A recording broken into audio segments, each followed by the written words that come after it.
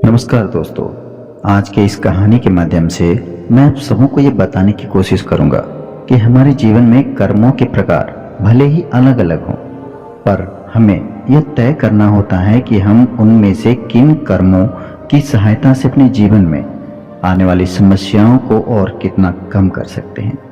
तो आइए इस उपयोगी कहानी की बातों को जानें। किसी नगर में एक राजा राज्य किया करता था।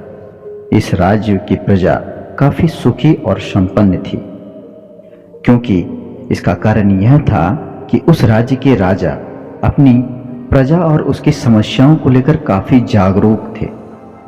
एक दिन की बात है, राजा ने अपने मंत्रालय के सभी मंत्रियों को सभा में आने का आदेश दिया। उनकी इस आज्ञा को सुनकर सभी मंत्रीगण उस सभा में जल्द ही उपस्थित हो गए।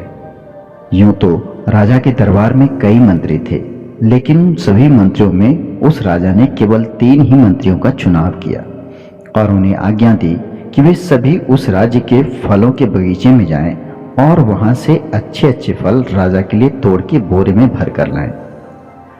अब राजा की आज्ञा को सुनकर वे तीनों ही मंत्री अपने अपने साथ एक एक बोरे को लेकर उस फलों के बागान में निकल पड़े और वहां पहुंचकर उनमें से एक मंत्री ने उस बागान के अधिकांशतः अच्छे अच्छे फलों को तोड़कर अपने बोरे में रख लिया।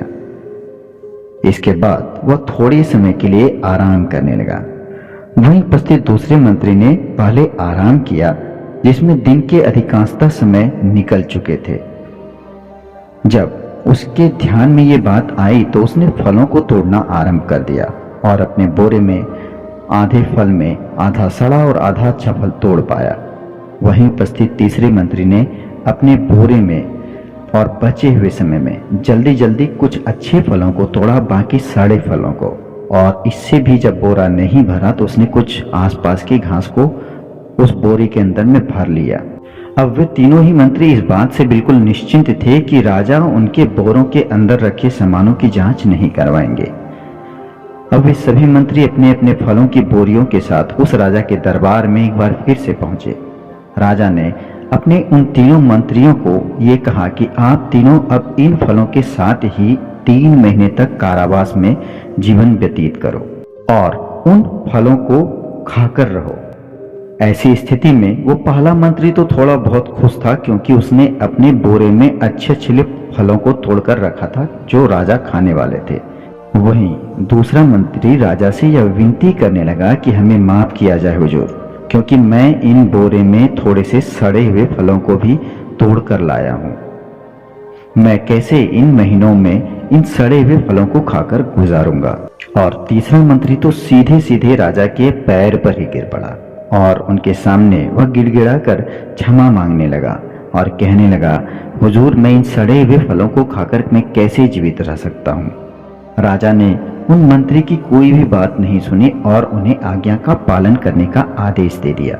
दोस्तों, इस छोटी सी कहानी के माध्यम से हमें यह पता चलता है कि हमारे जीवन में कार्यों को करने के लिए उनका चुनाव हमें बहुत ही सोच और समझकर करना चाहिए। अगर हम इन कार्यों को सोच समझकर नहीं करेंगे तो इसका खामियाजा हमें अपनी जिंदगी में कहीं ना कहीं किसी रूप में भुगतना ही होगा। तो उम्मीद है आपको ये छोटी और प्रेरक कहानी पसंद आई होगी। यूं ही जुड़े रहिए हमारे चैनल के साथ, क्योंकि हम लाएंगे आपके लिए रोचक कहानियां कहीं ना कहीं जो आपके जीवन में उपयोगी होंगी। तो तब तक के लिए जहां भी रहिए सुरक्षित रहिए। नमस्कार।